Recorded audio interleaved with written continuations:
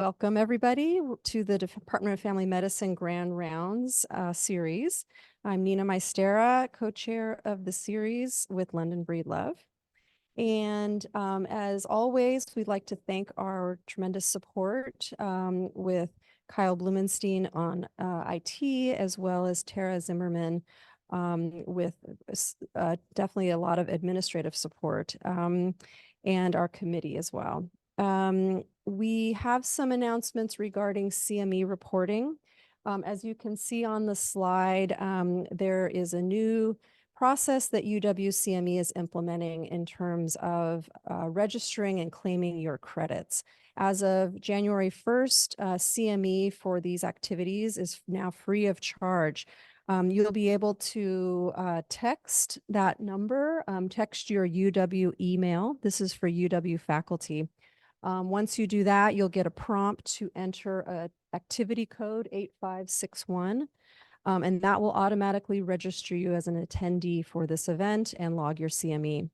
We'll be sending along follow-up information. There's other ways for attendance. There's a Cloud CME app as well that will help you to monitor your CME. So look for more information on that. And with that, I would also like to remind you, submit your questions and comments via the chat during our session. With that, I'd like to introduce our speaker, Dr. Emily Godfrey, speaking on the role of family medicine in reducing maternal morbidity and mortality in the United States. Dr. Godfrey is a professor in the Department of Family and Medicine and Obstetrics and Gynecology at the University of Washington. She's a practicing family physician with a clinical focus on women's healthcare and a research section faculty member. Emily has developed a robust research portfolio around women's health issues with funding from Patient-Centered Outcomes Research Institute, the Cystic Fibrosis Foundation, Society for Family Planning, industry, and Centers for Disease Control and Prevention. She is the co-founder of a nationally recognized patient-engaged research organization, Cystic Fibrosis, Reproductive and Sexual Health Collaborative.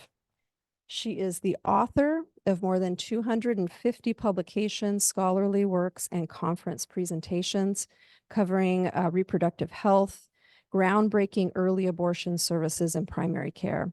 She's one of the nation's leading experts in family planning and primary care, and has spoken considerably about her research with the media, including Time Magazine, NBC News, and the Washington Post.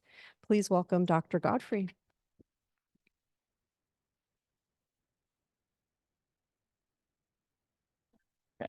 Okay, perfect. Okay, thank you, Nina. I think I need to shorten my bio. That's kind of long. So I'm so honored to be here. It's the new year, and I'm the first inaugural Grand Round. So really excited to be here and speak to you all and those of you online as well about family medicine's role in reducing maternal mortality and morbidity. Let's see here.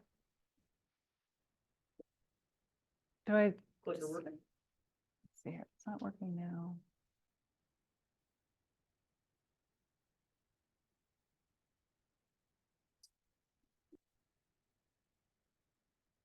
I just wanted to clarify some terms a little bit. So the term maternal morbidity, mortality is actually a distinct term that's provided by the Centers for Disease Control and Prevention. And what it means is that there's sort of an incident or a death that occurs during pregnancy up to 42 days after the end of the pregnancy. Whereas you're also going to see other slides that say pregnancy-related deaths. And that has to do with incidents that occurred during pregnancy up to 1 year after. So I just bring that up because I think, you know, as we try to work towards sort of gender neutral terms, you'll see that sort of interchangeably. But for now, I'm sort of sticking with CDC sort of terminology for the time being. Thanks, Kyle. All right, so these are my disclosures. And over the next sort of 35 minutes or so, I wanted to present a case that I'm hoping you guys will kind of help solve, as well as why I'm so personally interested in this and why we should care about maternal morbidity, mortality, and some of the gaps that I've seen, as well as some evidence about family medicine offering some solutions to our dilemma, and a little bit about the work that we're doing. And then we can kind of conclude and see if you guys have any answers for me for this case. So this is actually an email I did receive as I was preparing for this talk. This is an individual who emailed me who said, basically that you're aware of a prestigious family medicine program that's based in an urban area that has active OB services. And the family physicians at this program have historically provided about 30% of all the deliveries for the health system. And this has been going on for decades. And recently, the health system administrators have discussed that with declining numbers of family physicians incorporating OB into their practices, it's not worth maintaining OB training and deliveries by family medicine. So the residency director of this program has approached you and asked for an evidence summary for family medicine's impact on maternal mortality, morbidity. And so I'm going to have you just hold that thought and we'll revisit this case at the end, okay?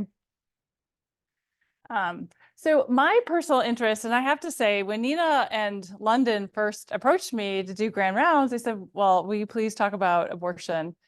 And I sort of did I initially said yes, and then I realized, especially as the Dobbs decision came through about a little, almost a year and a half ago, that really we can't talk about abortion if we don't talk about pregnancy. And I think what we're seeing in the media out of Texas and Idaho is that when we restrict abortion, we're really restricting our ability to provide high quality pregnancy care. And certainly pregnancy feeds into one's ability to talk about sort of what are their plans for reproduction. And that has a lot to do with access to care. And then there's the notion of the reproductive justice framework. So with sort of the advent of Black Lives Matter, the reproductive justice framework has been around for a while. It was developed by Sister Song in Atlanta. And what the reproductive justice framework is defined as is one's ability to choose the timing and number of children. So if you want to have 5 kids in 6 years, or if you want to have 2 kids in 10 years, or even just the choice to have no children. And if you do have a child, it's really the right to have adequate resources for that child and to be able to raise that child in a safe environment. And I feel like as a family physician, we really need to embrace this framework in all the work that we do as clinicians, the work that we do as researchers and educators. So why should we care about maternal morbidity and mortality?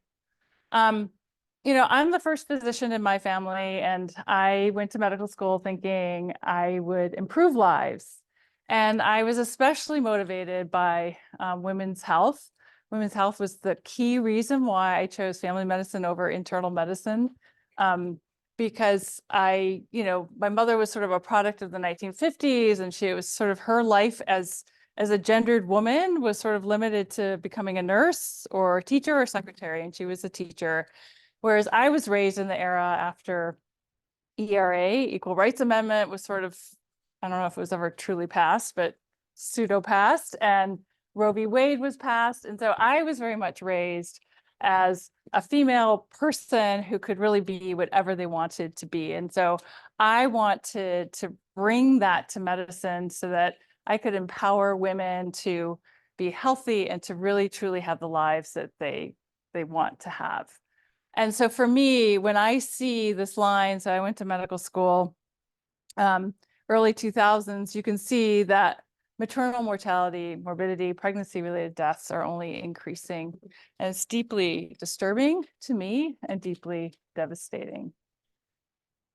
And so when we look at pregnancy-related deaths, so remember, those are deaths that occur up to 1 year after the end of the pregnancy. We see some stark disparities as it relates to race and ethnicity, with Black women dying almost 3 times the rate of white, and American Indian, Native American, more than twice as white people. Maternal mortality rates, remember, we count that just to 42 days after a pregnancy ends. And so we have more data, and you can see more recent data up to 2021. Again, similar stark disparities where Black women are dying at 3 times the rate as white women, and even Hispanic.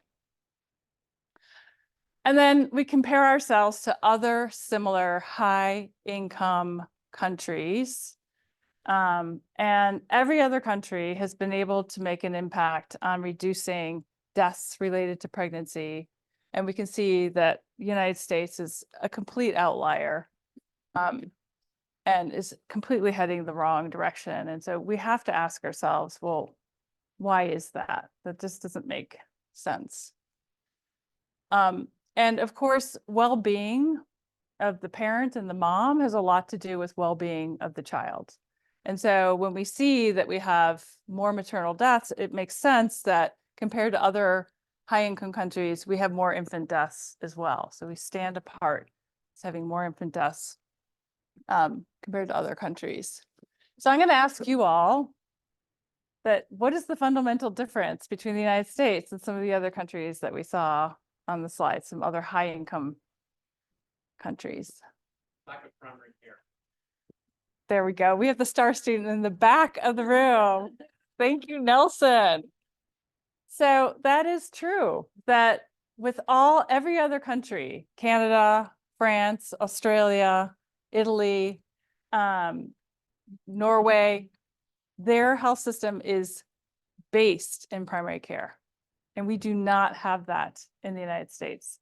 There are efforts to create that, but we don't have it at this point in time. So this, the concepts of primary care is borrowed from the Primary Care Collaborative, which is based in Washington, D.C., and they are trying to bring visibility and voice to primary care. And essentially, primary care consists of 7 principles. And the principles of patient-centered care, the principle of coordinated integrated care, continuous care, comprehensive and equitable care, accessible care, team-based and collaborative care, and high value. The only thing I'm going to say about high value in this particular talk is that research shows for every dollar you spend on primary care, you improve the lives of people, of the public. And we can't say that about specialties, but we can say that about primary care. And so what I pose to you today is that if we can increase funding that goes to family medicine, we can reduce the disparities that we see in maternal mortality, morbidity, and pregnancy-related mortality, morbidity. And I'll kind of show you a little bit why. So despite some research that I've done, and I think, this department, I realize there are so many faculty members in this department who've really contributed to this talk. There's so much work going on already in this talk and this department. But the biggest gap that I see is that in general, the public does not recognize family medicine as a maternity care provider. And that's really a problem. The other thing that's very unique to family medicine is the fact that we deliver babies, and so we take care of the pregnant patient and deliver babies, and those babies enter our practice. And then the other thing that we really value in family medicine is the patient-centered communication. So remember that primary care is different from specialty care in the sense that we essentially deliver 50% of all patient care visits in the United States. And we deliver services from infancy through old age, including pregnancy. But we see patients not just when they're sick, but when they're well. And so it's a place that people can visit unlike specialty care where you kind of go when you have a sickness, it's a place that patients can come and visit throughout the life cycle. So, of course, primary care is an important entry point into the system. 50% of the care is given by primary care. And family physicians account for 40% of all primary care providers in this country. And like I said, it's designed for use throughout the life cycle. So what this map represents, so this is a map of maternity care deserts.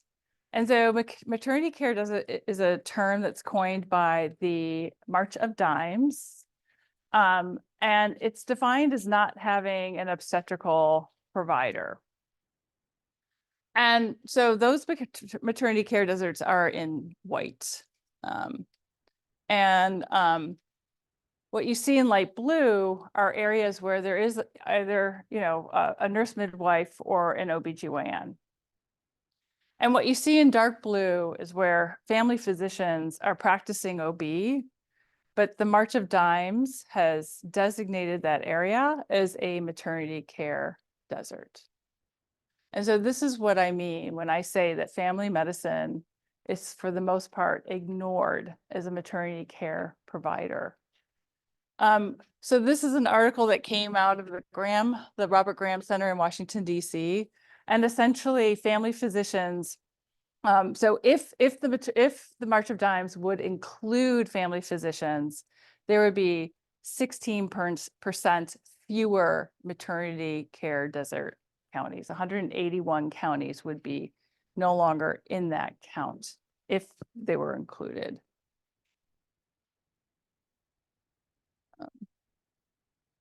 Feel like the balancing act. Okay, perfect.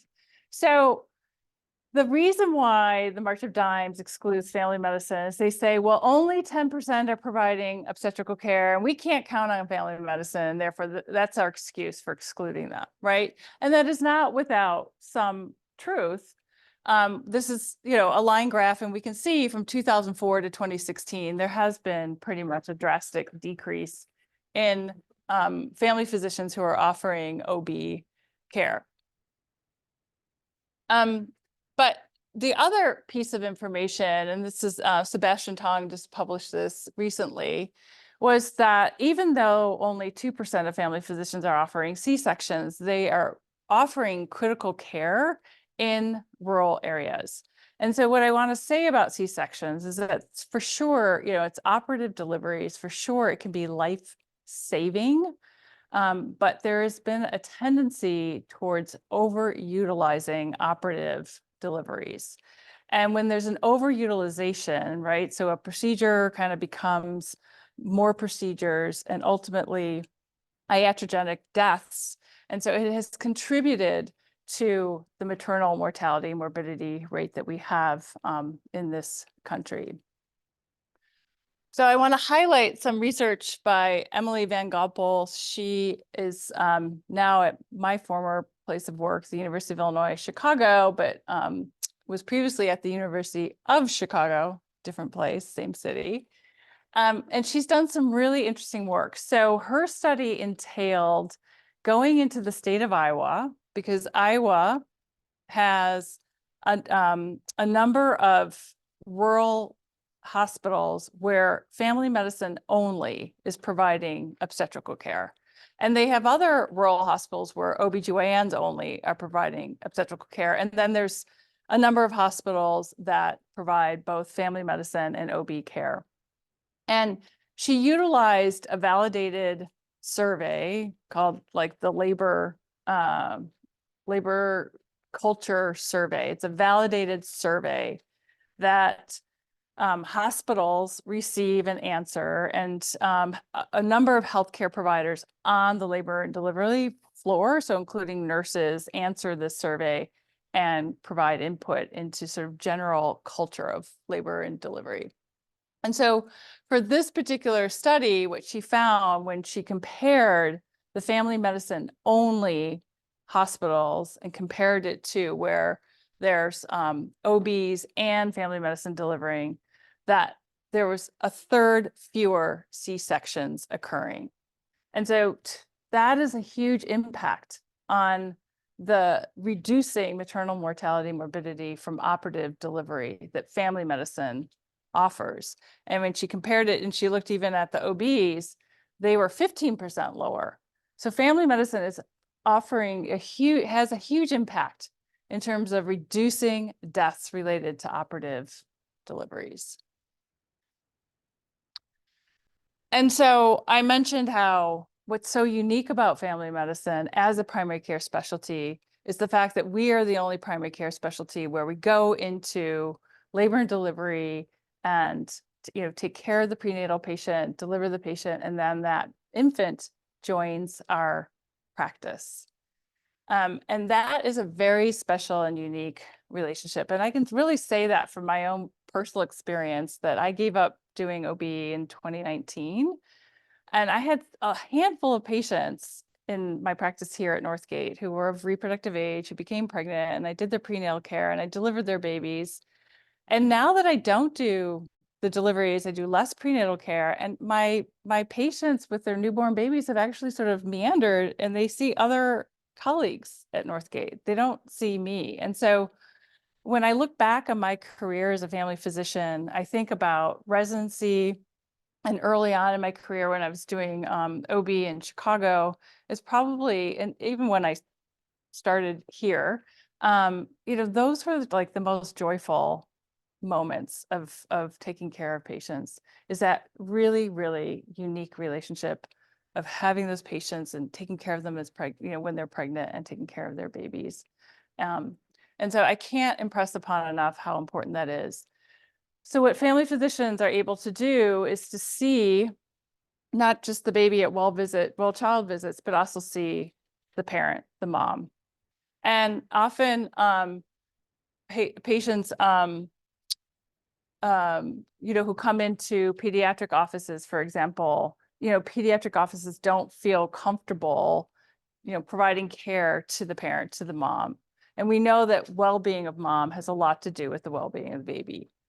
So the implicit network, and that was actually a network that Ian Bennett started when he was at the University of Pennsylvania. And so it is now a QI network that is mostly on the East Coast. There's some family medicine residencies in the Midwest. And essentially what they do is at the well women visits, they do screening. They ask the parent at the well child visit, they ask, so the parent is postpartum, and they ask the parent about depression. They screen the parent for need for contraception. They screen the parent for need for folic acid. They screen the parent for substance abuse. They kind of focus on tobacco, but I think there's room to really focus on substance abuse. And what this particular study has found is in fact that screening rates do go up. And so we can assume that as we follow this intervention, that indeed we're capturing some of these moms who otherwise wouldn't be seen for treating the mental health condition, mental health issue. And the other thing about family medicine is kind of this notion of respectful maternity care. So this is actually a new model of care. And this is a systematic review that just came out last week in the Annals of Internal Medicine. So where I trained, half of the hospital, I was a small community hospital, and half the hospital were internal medicine, half were family medicine. And I can promise you that like anytime a pregnant patient came in who needed to be admitted to the hospital, internal medicine was like, family medicine, this is yours. I also just did a review with one of our colleagues in the internal medicine department here, and we looked at internal medicine residency programs nationwide. And to this day, there's really not a lot of opportunities for women's health training in internal medicine. So I just kind of laugh because the last place you may see an internist is on the labor and delivery floor. So the fact that internal medicine, one of the top journals for internal medicine, is talking about respectful maternity care really impresses that we need to do something, that we are in crisis when it comes to this. And I think for some reason, I think one of my slides kind of got skipped over because mental health is what's really contributing to a lot of maternal morbidity and maternal mortality. And again, that goes back to Ian's work where the pregnancy-related deaths, what's occurring is essentially there's a lot of suicide that's happening in that first year after birth. That's the top mental health disorder that's occurring and contributing to these numbers. So respectful maternity care really has come out of the work around implicit bias, that despite our intention to treat everybody equally, we all carry some biases that affect, in particular, people who don't look like us, right? So because, you know, I think sort of the medicine is not reflecting, we see that even in family medicine, we're not reflecting who our patients are. And so there's this disparity, right? And so patients have reported feeling like they're ignored when they're on labor and delivery, feeling like they want some kind of care that's not provided, or they're given care, like they're forced to have a C-section that wasn't explained to them. And so it highlights the fact that, and certainly when I was trained on labor and delivery, it highlights the fact that health systems, the hospital, may perceive a delivery as safe, it went well, but the patient's perception may be very different. So, for example, when we're concerned about a shoulder dystocia, there's a lot of like yelling that goes on, et cetera, and the patient's perception is feeling like I was yelled at as opposed to my baby came out okay. And what that translates into is that trauma can translate into postpartum depression and translate into PTSD postpartum. And so there's this ongoing intervention to really highlight the fact that we must, again, think about bringing a reproductive justice framework into this setting where we're honoring the dignity, personhood, autonomy, and interests of the birthing person, and we prevent disrespect, mistreatment, and abuse towards this person. And so ways to do that and the ways to hold ourselves accountable is to implement some quality improvement and some patient perception surveys on labor and delivery. So again, just getting back to Emily White Van Gompel's work, back to her study in Iowa. So what she did was she looked at unit norms, and what unit norms has to do with is that communication that occurs with patients, that patients understand, you know, what the treatment options are and why they're having the treatment option. Patients are, you know, on board and agree. And she found a significant difference in the family medicine only hospitals compared to the OB hospitals or the both OB and family medicine. And then she also found the patient safety culture. And so that has to do with kind of how well communication is going on in labor and delivery, that there's clear communication, because part of the issue of why we are in the situation where even internal medicine is highlighting the need for respect on labor and delivery is it's extremely hierarchical. And so what Emily has found in the family medicine only labor and delivery units is significantly better in terms of creating a more equal culture and communication culture than the OBs. So I'll stop there and find out if you guys have any questions.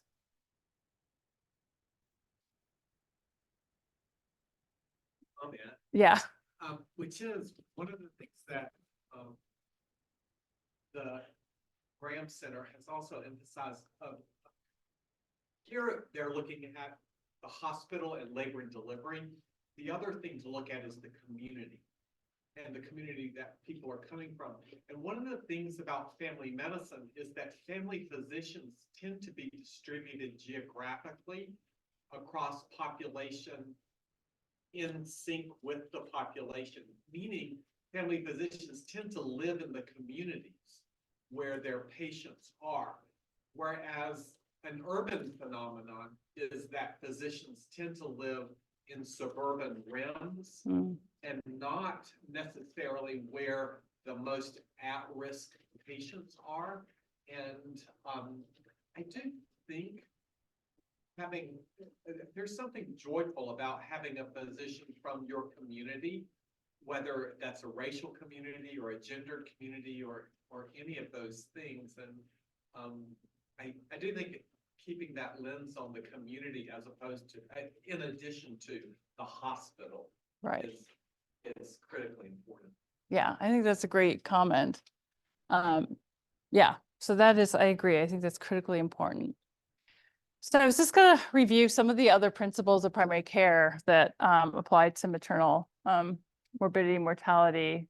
So as Paul sort of mentioned, you know, family physicians for the most part are in every county in this nation except for 6%. And this is very drastically different than OBGYNs and nurse midwives even, where they're not in 40% of counties in our nation. Family physicians are all in but 6. And the other thing to note is the community health centers. So community health centers are, for the most part, publicly funded health centers, and they're mostly funded by family physicians. And these are centers that take care of some of the poorest people in our nation and also people with chronic disease. And there's research showing that in community health centers, they have the highest numbers of longitudinal prenatal care even. And so again, this supports the notion that it's family medicine who is really managing the chronic disease and managing patients during their prenatal course in many of the counties throughout our country. And so CDC has a list, right? So when people die in the first 42 days after pregnancy, CDC has a list and there's a checkbox. And that checkbox says that the top reasons for pregnancy-related deaths is mostly due to chronic disease. And this is where the United States stands apart from every other country outside of the United States, where maternal deaths are mostly due to postpartum hemorrhage. But because there's a vast, huge population that doesn't have access to usual care, and people's chronic disease are not being managed, that is contributing to our maternal deaths. And my argument there is basically like we need to make primary care like sort of our assumptions that we have about running water, electricity, garbage pickup. Like when you rent a home or you buy a home, like you expect that to be in your home. And it's the same thing with primary care, that it needs to be automatic. It needs to be part of just where we live in the community. And so I argue that if we can increase access to primary care and family medicine, we can get some of these chronic diseases under control and have fewer people dying from these diseases. And then certainly the chronic disease is sort of what contributes to preterm birth and low birth weight. And so that's another reason why we need to address this. And here is where I was saying the pregnancy-related deaths. So these are preventable deaths. And it's really the mental health that is a huge contribution to maternal morbidity, mortality, and huge opportunity for us as primary care providers to intervene with patients. And so I think many of you guys know about the Mind-Eye program. Again, Ian initiated, and I know Nelson was a part of that. So the Mind-Eye program is essentially a coordinated, collaborative model where patients who are postpartum, primary care has an opportunity to assess for postpartum depression and to work with a caseworker, work with psychiatry over the course of 2 years so that postpartum patients can get the care they need. And Nelson, I know, is going to be publishing that, in fact, with the mind-eye intervention, there was increased screenings on depression. But it will be time before we can look at the outcomes. But the other thing that Nelson pointed out to me is that the mind-eye is going to be more successful in a place that has the leadership and has the time and energy for regular meetings, right? And it takes money to have regular meetings. So again, just wanting to promote how important it is to provide funding towards primary care so that implementation can be successful. And now I'm just going to talk a little bit about the comprehensive and equitable principles as it relates to abortion care and contraception care, in part because that's sort of my area of expertise. Abortion care, kind of over the last 50 years when there was Roe versus Wade decision and there was a federal protection to the right for abortion, 95% of patients who went to seek abortions went to some independent clinic, whether it was Planned Parenthood or some other independent clinic. And as far as we know, only 3% of primary care offices offered abortion care.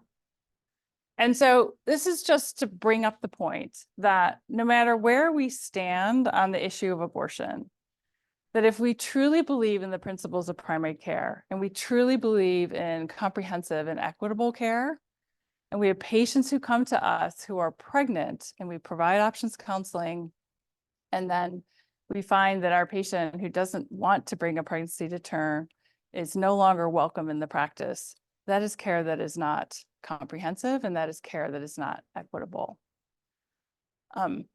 So we are kind of in a situation now where things have drastically changed. There's a lot of confusion about what's available, what's not available.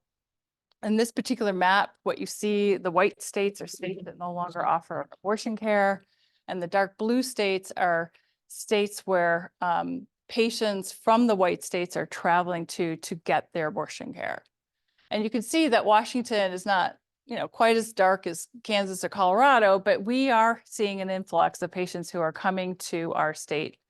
And it's incumbent upon us as primary care providers to take care of our patients who become pregnant and to offer options counseling. And if they choose to terminate a pregnancy, that we have those services available for early abortion.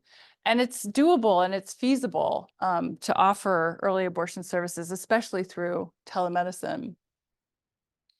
The other thing about our situation, current situation, is sort of how this is affecting the pipeline.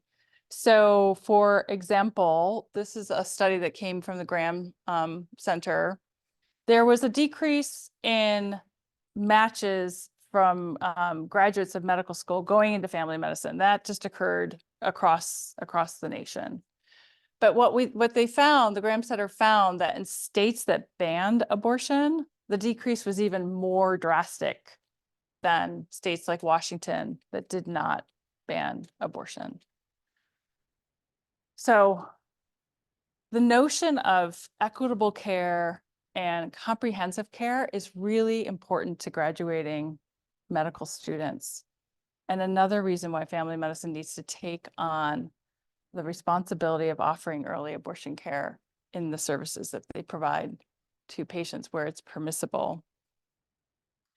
So after the Dobbs decision, I wrote an op-ed with Annie McClintock to really talk about how can primary care support the situation that we're in. So we certainly have our colleagues who are in Idaho and some of these other states, but who can't offer abortion care, but they can offer high quality contraception care.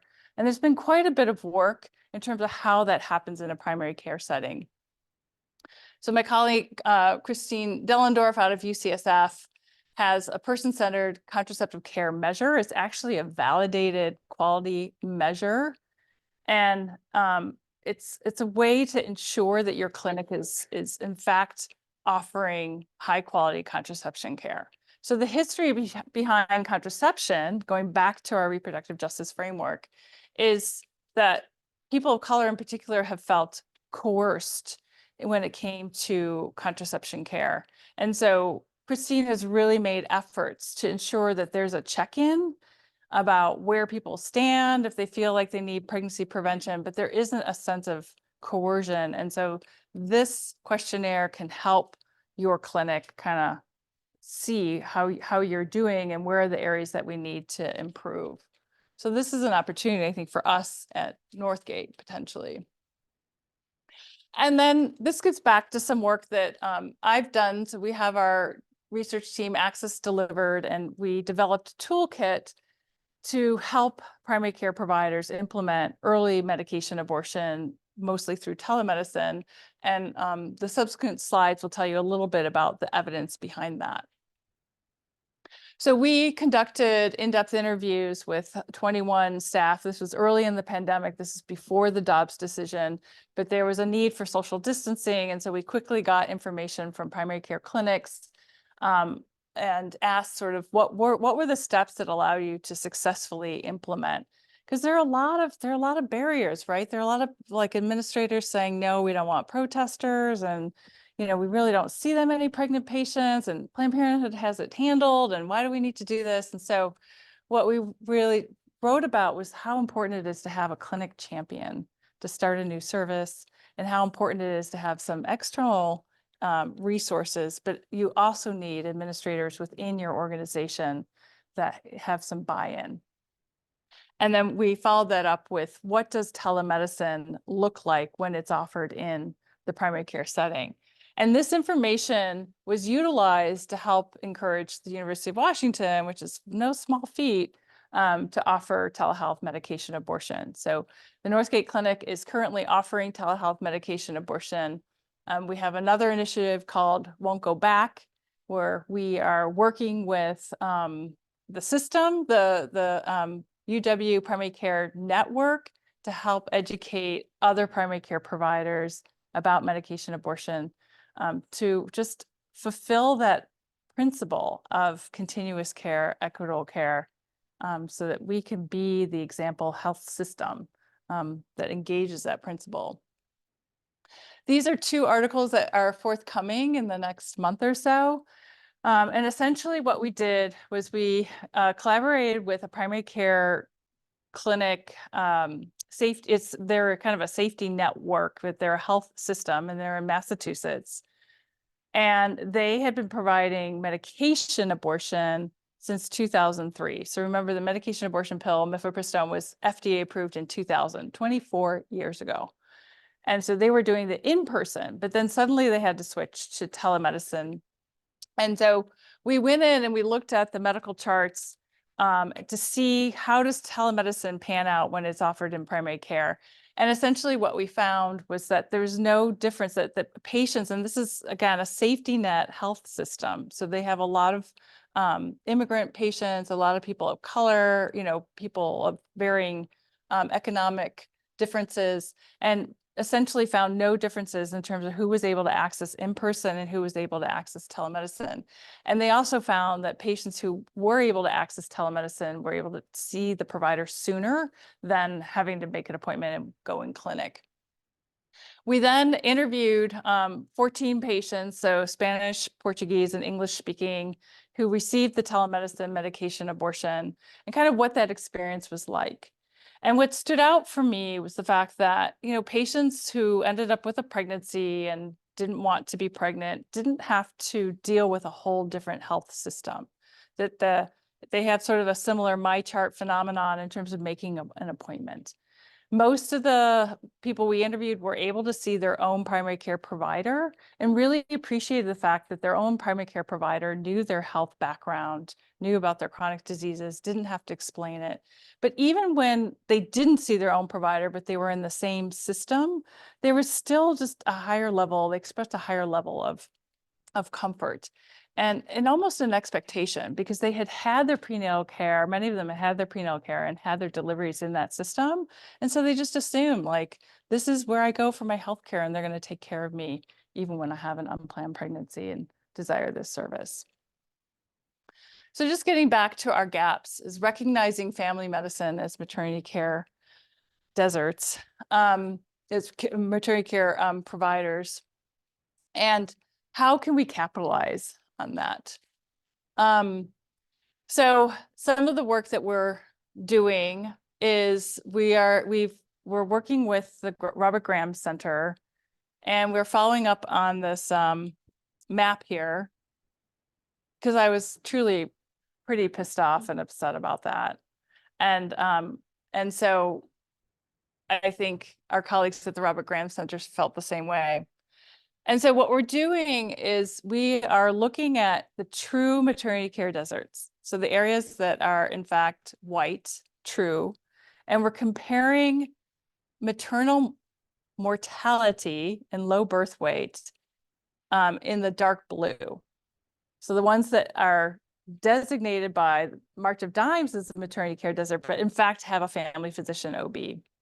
And so we're going to be looking at years 2011 to 2019, and we're going to be comparing sort of rates of maternal mortality and low birth weight in these counties. So our analysis is sort of currently underway.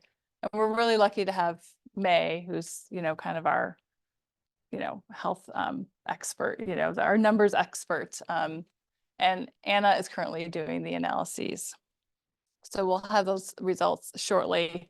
And we've thought about well, if there's a difference, that's going to be great. We can really elevate family medicine, but we may not find a difference.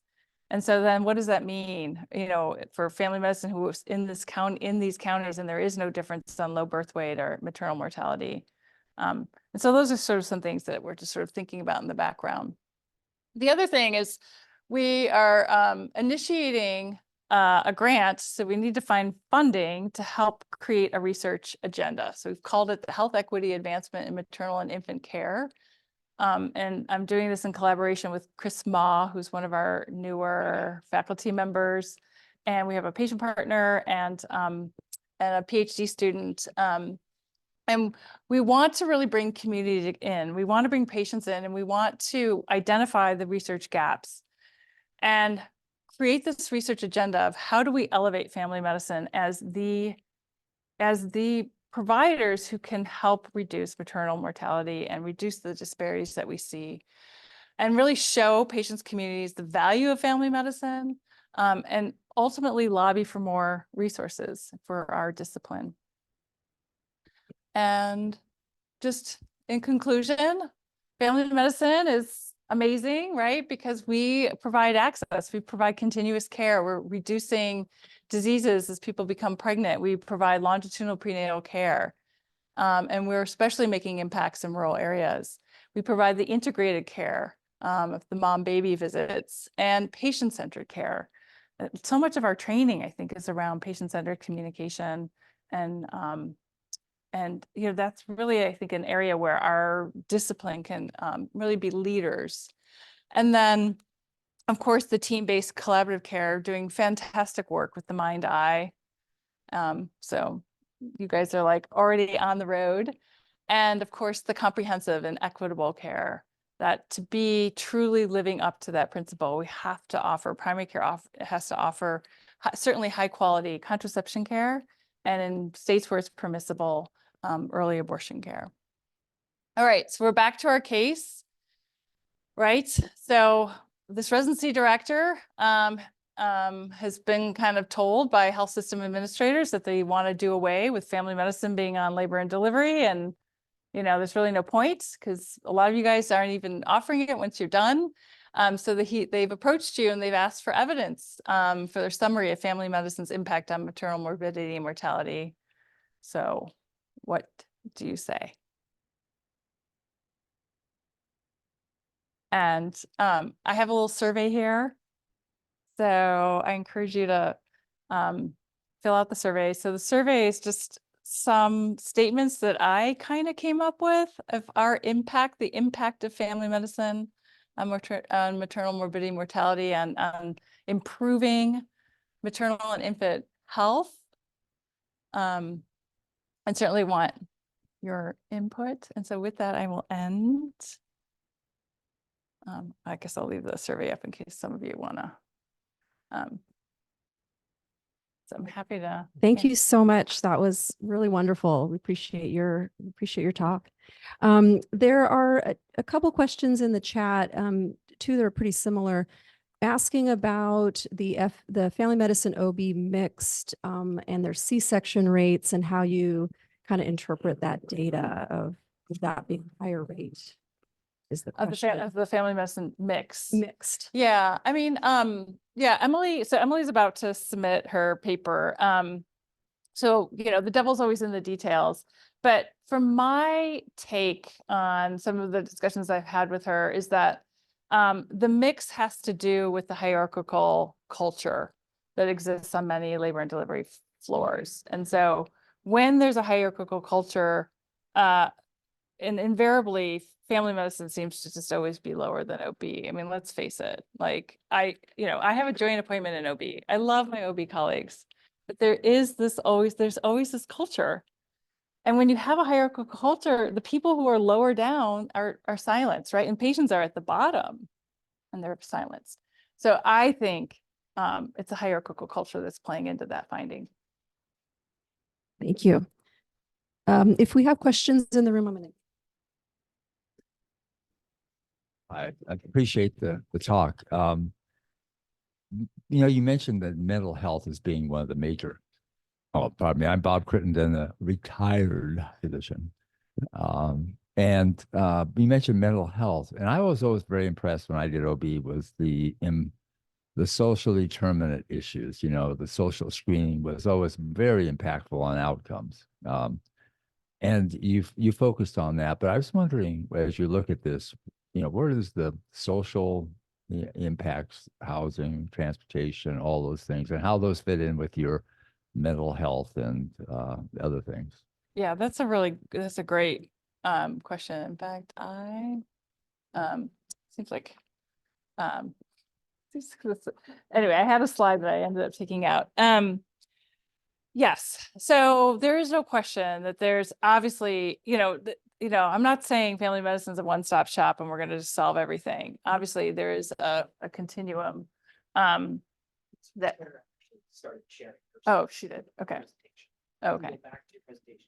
Oh no, yeah, there was just some slides for questions. But yeah, I mean the social determinant of health, I think to Paul's point, is that we do need to collaborate and work with community organizations that can help address some of those entities, right? So if we have a patient who's pregnant, who's homeless, working with community organizations. I mean, as a family physician, I'm not going to have the expertise to address that. But how can we, because I always thought it was interesting how for many years we were the UW neighborhood clinics, right? And I was like, but we don't really talk to our neighborhood here, right? And so how can we create primary care clinics that are truly engaging with neighborhoods? Doulas, for example, labor doulas have been shown to reduce the disparities that we're seeing in particular.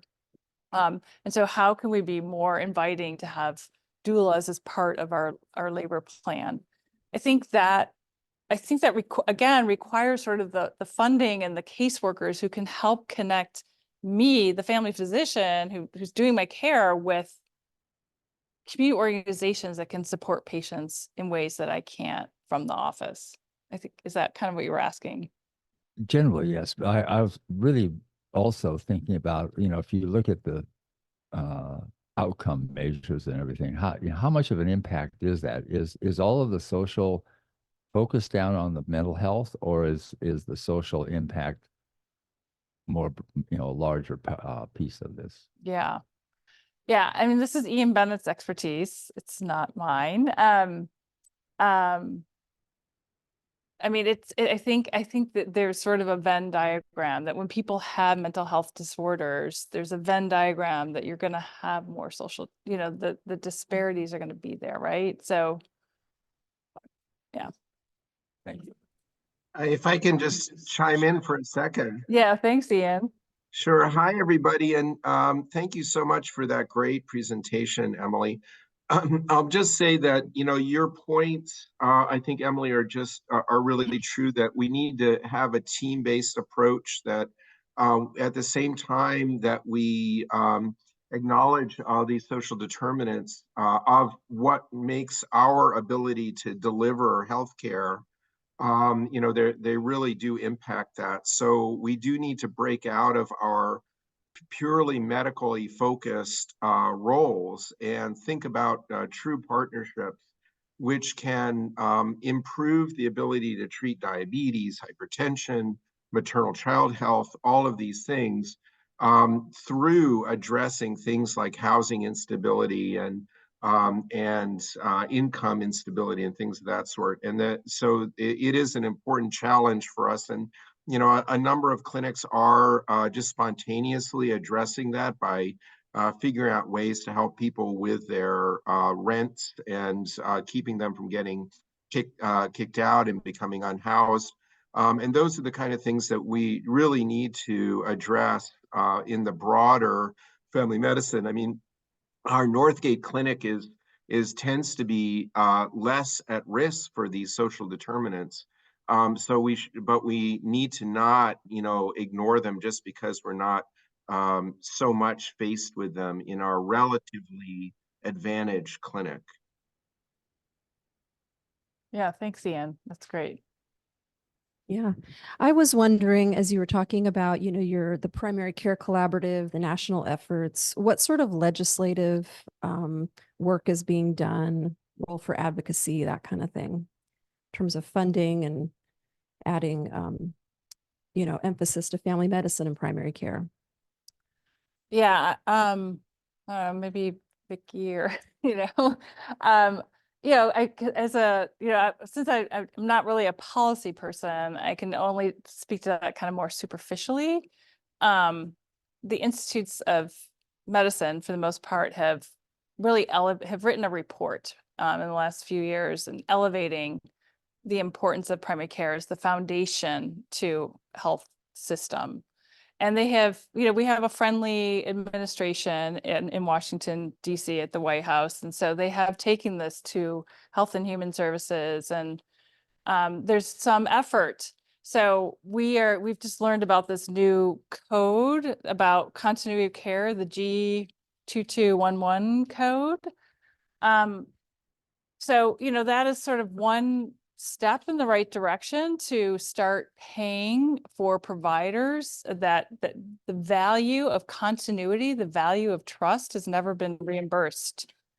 And so these are sort of little efforts, but the problem is that they are this sort of small little bits as opposed to giving a primary care clinic based on how many patients we have. If we could just receive a chunk of change every fall and just do our work and hire our social workers and our nurses and just do our work and not have to penny pinch and code everything and justify, that's what really takes away from the ability to provide, I think, comprehensive care.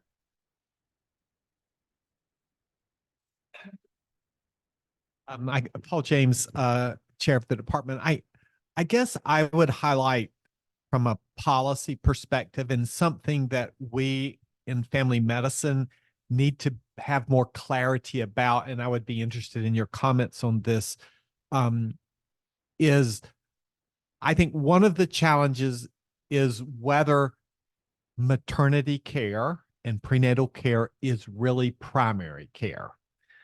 And there are elements within the healthcare system that very much want to say this is specialty care. And I think family medicine has been silent on that for the most part over the last 33 decades. Secondly, is there's a big push from health systems and efficiency standards to say outpatient care is different than inpatient care. And thus, a lot of effort is being put into obstetrical hospitalists now, or laborists, to the detriment to actually worsen the access to prenatal care problem. And so this challenge within inpatient, outpatient, and having, for example, hospital support that helps physicians to maintain their skill sets in both I think is really challenging. So those are the two elements I'm most concerned about. Yeah. And, and I agree. So the reality is that, over the course of 30 years, medicine's become more complex, right? People are living longer. It's become complex, and there's only so much we can take on really as primary care providers. And so I don't think family medicine has really had the right discussions about how do we maintain this care over the life course despite what's going on in the bigger world, which is there's more complexity, there's more specialization, but there's still a need for continuity, the need to be able to check in with patients at the well child visit. And so how can we work with health systems to say family medicine still has a role here on labor and delivery, as opposed to family medicine really just belongs in the outpatient setting and we'll take care of the rest and kind of somehow figure out the coordination. I just don't think we've been having the right conversations. And I'm aware that, that as I've done a lot of literature searching, that there's a lot of infighting in family medicine. There are people saying, we're done with OB. And there are other people saying, no, we need to keep obstetrical training and learning. And so I think we just also need to think about the bigger world and the fact that patients, like, we are becoming more specialized. And so where do we fit and how can we make the system work for us in light of all this change? Thank you so much, Dr. Godfrey. This was really wonderful. We appreciate everyone attending. So thank you so Yes. much. All right. Yeah. Thanks, everyone.